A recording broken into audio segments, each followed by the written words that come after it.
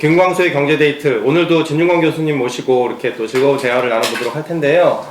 지난주에는 선거와 관련된 이야기를 했었잖아요. 근데 오늘은 이제 또 다른 색다른 이야기로 또 지난번에 또 예고한 바도 있듯이 이렇게 또 예. 자유롭게 또 대화 나누시면 될 것 같아요. 근데 우리 그 소장님께서 갑자기 네. 왜 인문학적 사유에 궁금해지셨는지. 그 두 가지인데, 하나는 교수님하고 이제 유튜브 이제 동영상 시작하면서 지금 한 6번 됐나요? 네. 그래서 이렇게 이제 인문학을 전공하시는 분의 스타일이나 성향이 어떤가 하는 걸 직접 이렇게 좀 체감을 좀 이렇게 했고, 그래서 그에 대해서 좀 구체적으로 이야기를 좀 이렇게 들어보고 싶었고, 또 하나는 잘 아시는 것처럼 예를 들어서 뭐 예전에 이명박 정부 때 황석영 씨라든지 또 지금 누구 소설 그 여자 소설가 공지영 씨. 씨라든지 네. 역사학자 또 한 명 있죠. 전우용인가? 네. 뭐 그런 사람이라든지 아니면은 또 뭐 무슨 이렇게 그 소설가 여러 명 있잖아요. 공지영 씨 말고 뭐 이해수 씨라든지 네. 또 누구더라? 조정래 씨라든지 그래서 문인들이 뭐 문재인 지지한다라고 막 몇백 명이 서명을 한다든지 조국 지지까지 했어요. 조국 지지 1200명인가가. 네네네. 나 또 이렇게 반대 쪽에서는 또 우리는 거부한다라고 또 하고 이런 막 이렇게 인문학 분야에 이렇게 종사하시는 분들, 인문학을 이렇게 전문을 하시는 분들이 엄청나게 그런 어떤 그 한국의 어떤 정치적인 문제와 관련해서 이렇게 상당히 그 뭐라 할까요, 정치적 발언들을 굉장히 강하게 하고 있고, 뿐만 아니라 그 성희롱이가 성추행 사건도 굉장히 많이 그 연루가 되어 있죠. 빈번했었죠. 네. 이렇게 문학계라든지 특히 문학 쪽이 좀 심한 게 그 사람들은 그런 거를 갖다 낭만으로 알아요.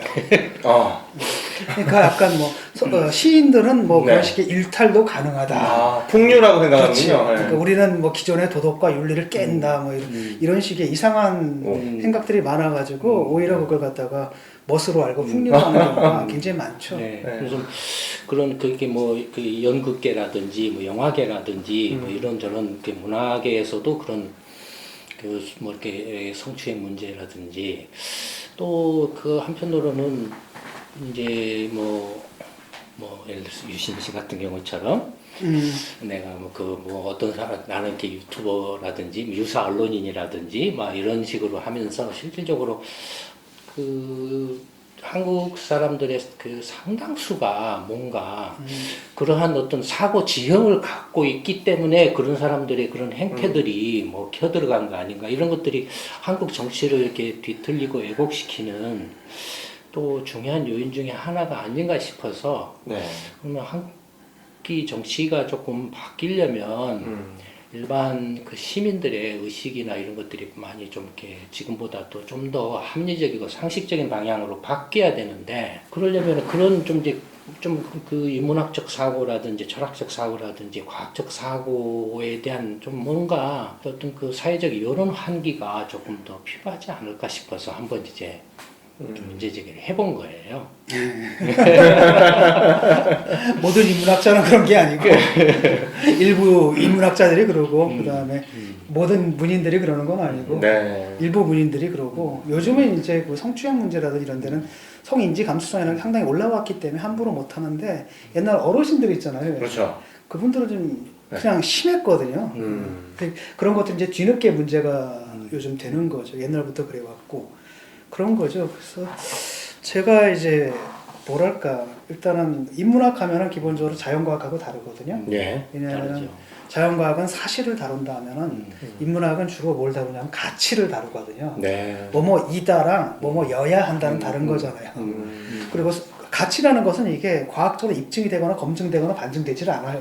그렇죠. 가치관이기 때문에 전혀 다른 것이고, 그래서 오늘은 이제 그 얘기, 두 가지 사고방식의 차이에 대해서 얘기를 하고 그 왜 그런 일탈들이 좀 일어나고 있는지를 좀 말씀을 좀 드리고 싶은데, 먼저 C.P. 스노우라는 사람 얘기부터 시작할게요. 네. 1950년대에 이 사람이 이제 두 문화라는 책을 썼어요. 근데 그 두 문화라는 게 인문학적인 사고방식과 자연과학적 사고방식, 이 두 개의 문화라는 겁니다. 이 사람이 이제 원래는 과학자였는데 논문을 아주 기가 막힌 논문을 써요. 예. 세계적 명성을 얻었는데 문제는 뭐냐면 나중에 이 논문에 오류가 발견이 돼요. 논문이 취소가 됩니다. 그래서 그 사람이 그냥 학자로서의 커리어를 망쳐버려요. 그래서 그냥 스스로 사퇴를 해버리죠. 학자로서. 그 다음에 한 게 뭐냐면은 과학 커뮤니케이터라 그러나 일반 대중들 위한 그런 책을 썼던 사람인데 이 사람이 전쟁 중에 이제 뭐 알잖아요. 왜 이렇게 첩보부대 이런 건데 요인들을 뽑느라고 인터뷰를 좀 했거든요. 그래서 공대 다니는 애들 인터뷰를 쭉 했는데 얘들 보면서 느꼈던 게 뭐냐면 인문학에 대한 소양이 전혀 없더라는 거예요. 그래서 찰스 디킨스라는 게 그 사람 있잖아요. 그 엄청난 뭐 억지로 어려운 소설가가 아니거든요. 대중소설가거든요. 영국에서는. 근데 이 사람은 무슨 제임스 조이스나 되는 것처럼 어려워하고 반면에 이제 어느 이제 학교에 닦아가지고 철학자들하고 같이 뭐 와인을 마시는데 아니 이 철학자들이 상대성 원리가 뭔지를 모르더래요. 뭐 이런 경우가 다 있냐라고 해서 이 사람이 그때 너무 골이 깊어졌다. 옛날에는 그 과학자들도 철학을 알았고 철학자들도 과학을 알았는데 이게 이제 영국을 망치고 있다라는 진단을 했고 그래서 요즘 뭐 통섭이니 뭐 이런 얘기 많이 하잖아요. 네. 그래서 그 사람 얘기, 그 얘기 나올 때마다 이 사람을 이제 인용하는 게 그때마다 인용되는 책이 이 사람하고 이제 그 책이죠. 그래서 지금은 이제 이렇게 말할 수 있는데 인문학적 사유가 위기예요, 사실은. 근데 이 위기는 굉장히 오래된 겁니다. 대학이라는 걸 생각해 보세요. 제일 먼저 대학은 신학교였거든요. 그래서 그 다음에 여기 이제 세속적인 게 들어온 게 최초로 들어온 게 아마 법학이었을 거예요. 그래서 신학과 법학과. 그런 다음에 이제 자연과학이니 모든 학문들이 막 분화가 되면서 대학이 세워졌는데 아마 기억하실 겁니다. 옛날만 해도 물리대라는 개념이 있었죠. 그렇죠. 문리대. 그러니까 문과하고 이과인데 그게 바로 그냥 순수과학 쪽이에요. 그러니까 자연과학 쪽에서도 생물학이나 물리학이나 수학이나 이런 식의 순수 쪽 있죠. 이쪽이 대학을 대변했잖아요. 요즘은 대학 그러면은 요즘 수학과 가려고 그래요? 잘 안 가죠. 안 가죠. 생물학과 아니면 물리학과 잘 안 가려고 그러죠. 다 어디 갑니까? 공대 가요. 그러니까 인문대 쪽에서는 경영대고 그 다음에 저쪽에 자연계 쪽에서는 공대 아니면 의대 그렇죠. 이렇게 돼 있단 말이죠. 그러니까 사실은 요즘은 옛날에는 대학이 하면은 대학 정신 그런 물리대, 순수 과학, 학문, 진실 이런 거였잖아요. 이게 아닙니다. 이거 찬밥이에요. 다 공대 쪽입니다. 그 다음에 이제 흔히 보는 현상이 산업혁동이라는 거죠. 그러니까 옛날에는 대학이라는 게 뭐냐면 노왓이었어요. 진리란 무엇이냐, 왓. 근데 요즘 뭐가 됐어요? 노하우가 돼버린다. 노하우가 돼버린다는 거죠. 그래서 사실상 자연과학이라는 게 아주 오랫동안 쓸데가 없었거든요. 생각해보세요. 제1차 산업혁명도 자연과학자의 발명이 아니에요. 와튼가 뭔가 하는 사람이 광산 노동자였잖아요. 엔지니어였거든요. 그러다가 이게 이제 산업혁명 이후에 정보혁명 때 들어왔어요. 1950년대 이후부터야 이제 기술 그러면 과학이 필요하다 해서 자연과 과학 기술이 과학하면 항상 뭐가 따라붙어요? 기술이 따라붙죠. 과학 기술. 이렇게 따라붙으면서 자연과학의 기술화가 이제 진전되면서 자연과학 내에서도 이제 공대가 이걸 잡게 되는 거죠. 그래서 지금은 이제 뭐 너무 심해진 것 같아요. 우리 같은 경우는 대학에서 옛날 철학의 중심 문제 있었죠. 존재란 무엇인가. 요즘 철학의 근본 문제가 뭐였는지 아세요? 철학은 왜 하는가? 철학의 가장 근본 문제. 철학자들이 철학을 왜 하는가? 가장 고민하는 문제가 도대체 철학이라는 건 왜 하느냐. 고대 그리스만 해도 철학은 모든 학문이었잖아요. 거기서 계속 떨어져 나갑니다. 딸한테 재산을 물려준 리오 왕처럼. 왕국을 다 나눠주고 철학은 이제 달랑 뭐만 남았냐면은 이제는 그러니까 메타적 관점 있잖아요. 그러니까 과학자들보다 더 깊이 들어가서 과학자들은 어떤 전제를 깔고 연구를 하거든요. 그 전제가 과연 타당한지 이런 걸 보거나 그 다음에 과학자들은 요즘 너무 전문화되어 있어요. 산업혁명 이후에 과학기술이라는 게 너무 분화가 됐거든요. 그래서 심지어 중앙대에 있을 때 어떤 분이 중앙대 역사학과 교수님이 저한테 투덜거리는 거예요. 동료 교수님하고 할 말이 없대요. 아니 왜 할 말이 없어요 주제가 그랬더니 그분 전공은 뭔데 자기도 조선 후기사고 그분도 후기사래요. 근데요? 그랬더니 하는 거예요. 아 그분은 풍속사고 저는 왕조사거든요. 만나면 할 말이 없대요. 풍속성.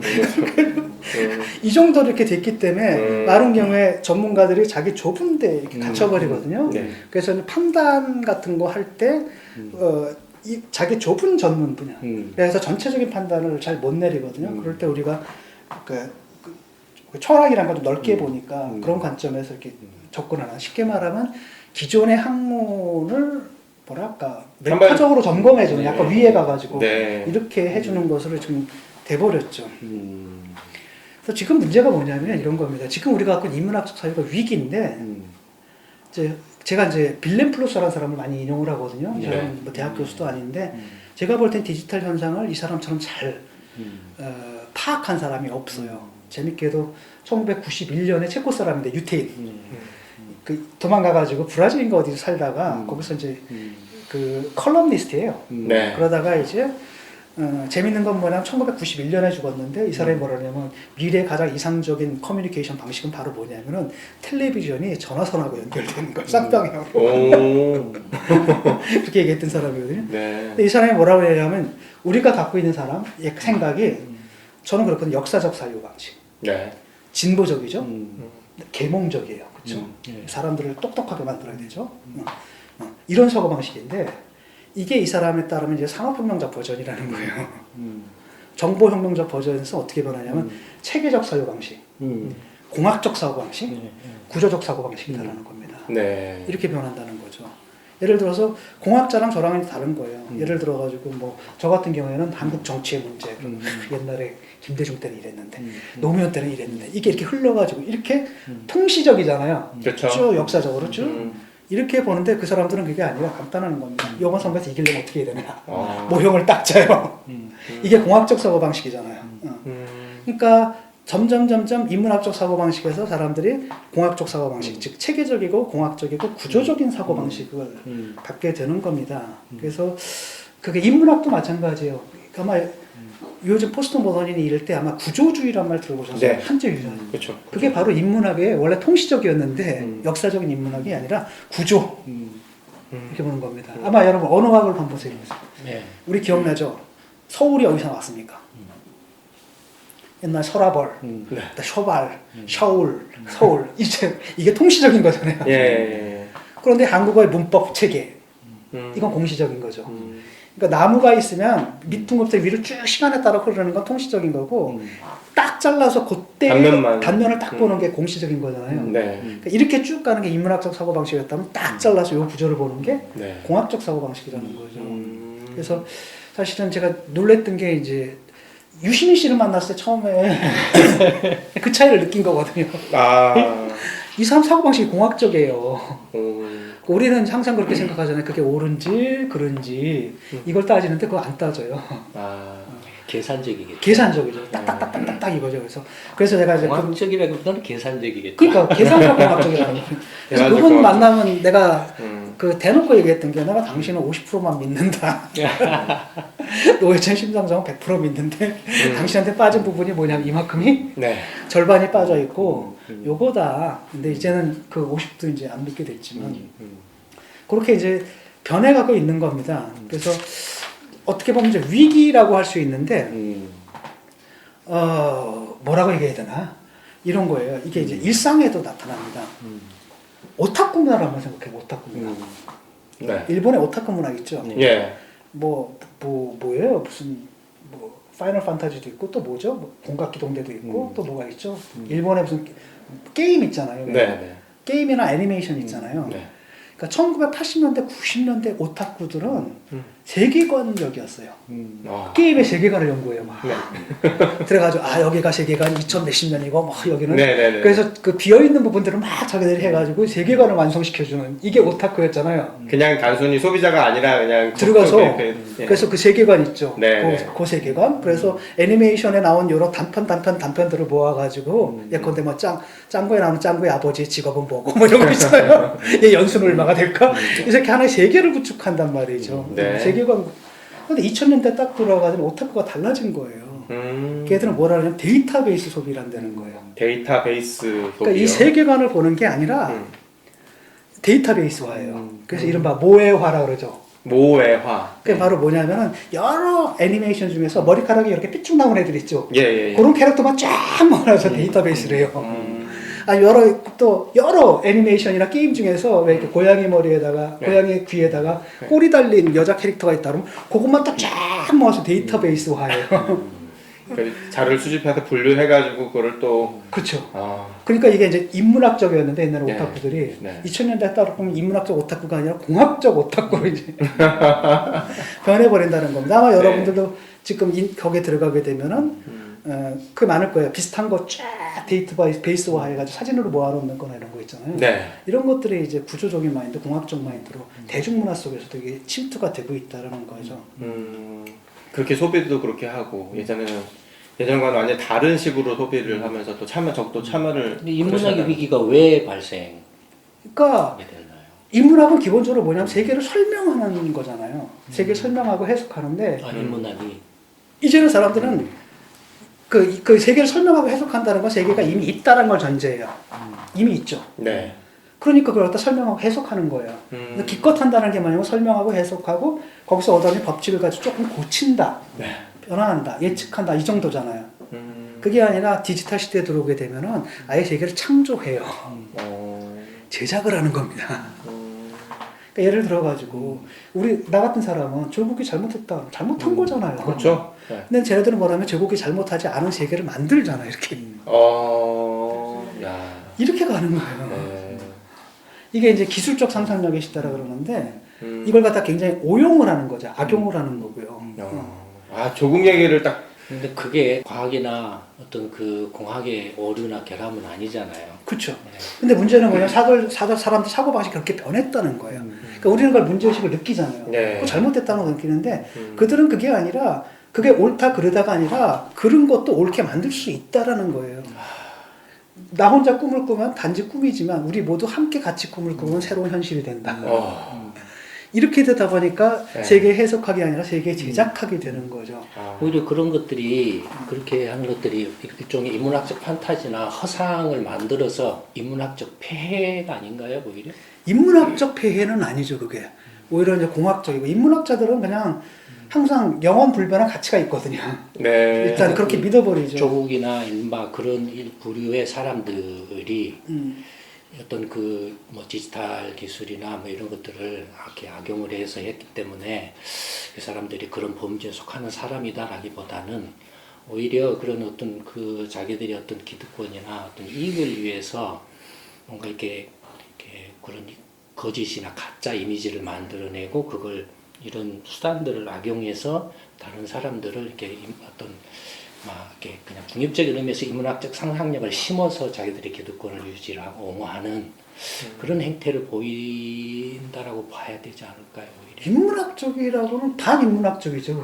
그러니까 이제 반인문학적이기 때문에 이제 그런 근데 문제점들을 문제는 뭐냐면 이렇게 생각을 해야 돼요. 옛날에도 그랬잖아요. 항상 정치인들은 항상 날조하고 조작하고 거짓말했단 말이죠. 네. 근데 문제는 바로 뭐냐면은 그게 통하지 않았단 말이에요. 네, 안 근데 통했죠. 거짓으로 드러나는 순간에는 후퇴를 했거든요. 사과하고 반성하는 척이라도 했잖아요. 그럼요. 근데 이게 아니라는 거예요.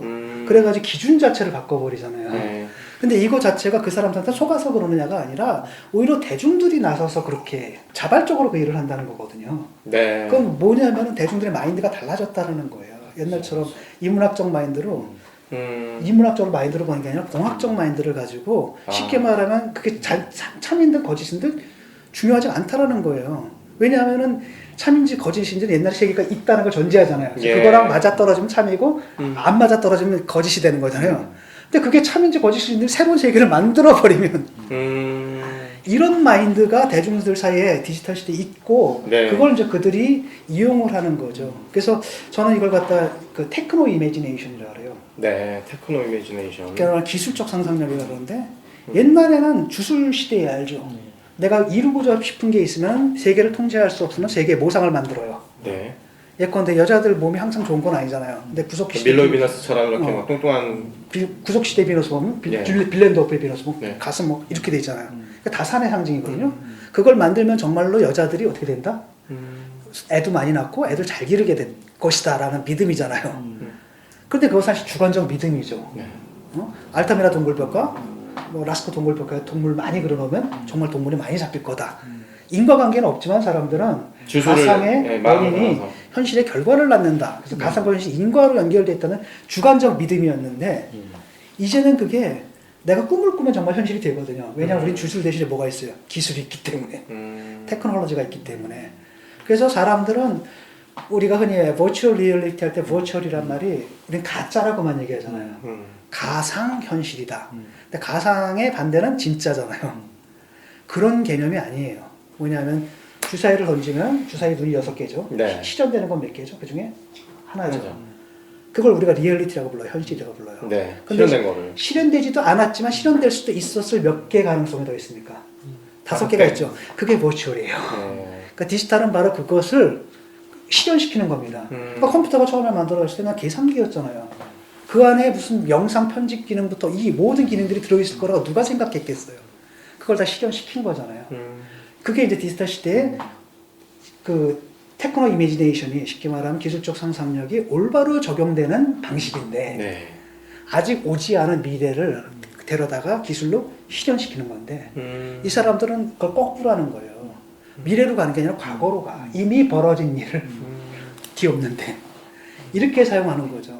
그래서 사실은 인문학적 사고방식이 결여되어 있기 때문에 뭐가 되는 겁니까? 참고치되는 판단이 없는 거죠. 네. 두 번째, 그래도 공학적인 마인드에 있기 때문에 그렇기 때문에 그 빈 곳을 치고 들어가서 엉뚱한 짓을 벌이는 게 조국 사태고 조국 사태는 이번으로 끝난 게 아니에요. 조국은 갔지만 네. 계속됩니다. 검찰부터 뭐 해가지고 이게 요게 계속 간다는 거죠. 진 교수님은 그런 현상 자체를 이제 인문학적인 위기라고 생각을 하시죠? 인문학의 위기죠. 인문학의 위기. 이 노왓을 안 할 경우 극단적인 경우가 있어요. 예를 들어서 2차 대전 이후에 이제 전범 재판이 열렸는데 독일의 과학자가 법정에 섰는데 이 사람이 네. 뭘 했냐면 유태인 시체를 소각하는 소각로를 발명한 사람이에요. 이 사람이 와서 한다는 얘기가 내가 왜 전범인지 모르겠다고 나는 어떤 문제를 받았고 거기에 대한 최적의 솔루션을 제공했고 내가 발명한 그 소각로를 갖다 과학적 업적으로 인정해 달라 그러는 거예요. 그러니까 네가 근데 그걸 왜, 유태인들을 왜 태워야 되는지 그 질문은 안 하는 거죠. 왜냐면 그건 내 질문이 아니라는 거예요. 그건 정치가들이 해야 될 질문이고 네. 나는 그들이 나한테 어떤 과학적 문제들을 던져줬고 난 거기에 대한 최적의 솔루션을 제공해줬다. 과학자이기 때문에 이렇게 됐을 때 우리가 굉장히 황당해지잖아요. 이게 이제 두 문화가 분리됐을 때 벌어지는 현상이다라는 겁니다. 그래서 우리가 합리성을 크게 두 가지인데 비판적 합리성은 목적 설정 자체예요. 이게 과연 정말로 제대로 된 목적이 제대로 설정된 거냐 이걸 따지는 합리성과 그러니까 도구적 합리성이 있어요. 어떤 설정된 목적에 따라서 네. 어떤 수단을 그러니까 수단의 합리성 또는 효율성을 따지는 이게 있죠. 근데 많은 경우에 이제 이 두 개가 같이 가야 되는데 네. 특히 이제 까딱 잘못하게 되면 아까 그 나치 과학자 같은 경우는 좀 극단적인 예지만은 사실은 그렇게 많이들 갈 수가 있거든요. 과학자들이나 예컨대 정부에서 뭐 해달라는데 뻔히 과학자들 그거 많이 하죠. 우리나라도 우리나라 그 자연과학자들 하는 게 그거 아니야. 보니까 이명박이 4대강 한다라고 했을 때 보고서 다 써줬잖아.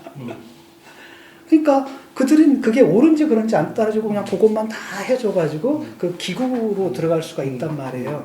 근데 우리가 지금 제가 걱정하는 게 인문학적 사유가 지금 계속 노하우에 의해서 밀려나는 거라는 거예요. 아무 인기가 없잖아요. 네. 그러니까 사람들이 목적 설정 자체가 잘못되다 보니까 조국 사태 같은 경우는 그래서 벌어지는 거예요. 그러니까 도대체 정권 잡아서 뭐 할 건데 개혁할 거라 그랬잖아요. 근데 그 정권 잡는 것 자체가 목적이 돼버리는 거잖아요. 네. 이렇게 되다 보니까 이런 사태가 벌어지는 거죠. 과학자든 공학자든 인문학자든 서로가 그 정의를 추구한다라는 점에서 충분히 이렇게 교류를 하고 또 이렇게 소통을 해서 이렇게 일탈이 일어나지 않도록 아인슈타인 같은 사람도 뭐 탈출을 하고 뭐 이런저런 나치 시대 때 이렇게 많은 이렇게 과학자들이나 이런 물리학자들이 미국으로 이렇게 탈출을 해서 근데 가서 원자탄을 개발을 했어요. 근데 그 사람들이 원자탄을 개발할 때는 전쟁을 빨리 끝내겠다라는 그런 또 이렇게 아인슈타인이 나중에 그 굉장히 그 사인한 거에 대해서 굉장히 후회를 했는데 그때는 뭐였냐면 일단 일본에서도 개발을 하고 있었고 독일에서도 개발하고 있다. 우리가 네. 늦추면 안 된다라는 이제 근데 나중에 이제 이걸 가지고 굉장히 큰 후회를 했는데 오펜하이머가 그 친구 정말 나쁜 놈이에요. 오펜하이머. 네. 그러니까 아니 원자폭탄 만들었더라도 무인도 같은 데 떨어뜨려서 위력만 보여주면 되잖아요. 예. 근데 뭐라고 얘기를 했냐면 이게 사람들의 피해가 있지 않는 한 쟤네들이 그 규모를 모른다라는 거지. 그래가지고 그러니까 이거 보면은 그런 사고방식 무섭잖아요. 네. 그러니까 그 잘못될 수가 있다라는 거고 되게 이제 보게 되면 이제 스펙트럼이 쭉 있어요. 어떤 스펙트럼이냐면은 저쪽 제일 끝에가 아마 가장 실천적인 공학이 있을 거예요. 그 다음에 자연과학이 있고, 솔직히 말하면 순수 자연과학은 인문학하고 크게 안 달라. 순수한 진리에 대한 탐구 이런 거죠. 네. 별 인기도 없고. 그 다음에 이제 이쪽에 아마 그 엄밀성으로 따지면 이제 사회과학이 있을 겁니다. 그 다음에 사회과학보다 좀 덜 엄밀한 게 인문과학이에요. 인문과. 우리는 님은 같습니다. 사랑하는 나의 님은 같습니다. 할 때 님이 조국을 의미할 수도 있고, 부처님을 의미할 수도 있고, 사랑하는 나의 님을 의미할 수도 있는데, 만약에 개념을 갖다가 자연과학에서 그렇게 썼다면 비행기가 추락을 하거나 이런 일이 벌어지는 거죠. 네. 그 다음에 저쪽 끝에 뭐가 있냐, 문학이 있다는 거예요. 그래서 이게 이제 스펙트럼들이 딱 있는데, 이 각각이 거기 있는 이유들이 다 있거든요. 네. 근데 이제 문제는 뭐냐면 사람들이 자꾸 인문학적 사유는 엄밀하지 못하더라고요. 인문학적 엄밀성이 있고, 사회과학적 엄밀성이 있고, 자연과학적 엄밀성이 따로 있고, 각각 자기의 이코노미가 있는 거예요. 그래서 이제 그때 카이스트 학생이 와가지고 질문하는데도 네. 그러니까 이게 이렇게 해석됩니다. 이렇게 묻는 게 아니라 이게 이걸 의미하는 거예요? 정말로? 이렇게 물어요. 그래가지고 그때 이제 내가 뭐라 그랬냐면 하도 황당해서 아 그건 너희들은 그럴지 몰라도 우리한테는 아까 제가 님은 어디 갔습니까? 그거 있잖아. 네. 그게 인문학의 효율성이다. 너희들 세 번 말해야 될 거 우리는 한 번만 말하면 돼. 이게 인문학의 이코노미야. 라고 했거든요. 그랬더니 그 잘 이해를 못 하더라고요. 그래가지고 아니 고등학교 때도 저 문학 같은 거 배우지 않았냐고 그랬더니 과학고를 나왔대요. 예. 그래서 아 그럼 중학교 때는 그랬더니 중학교 때는 과학고를 가야 했더라고요.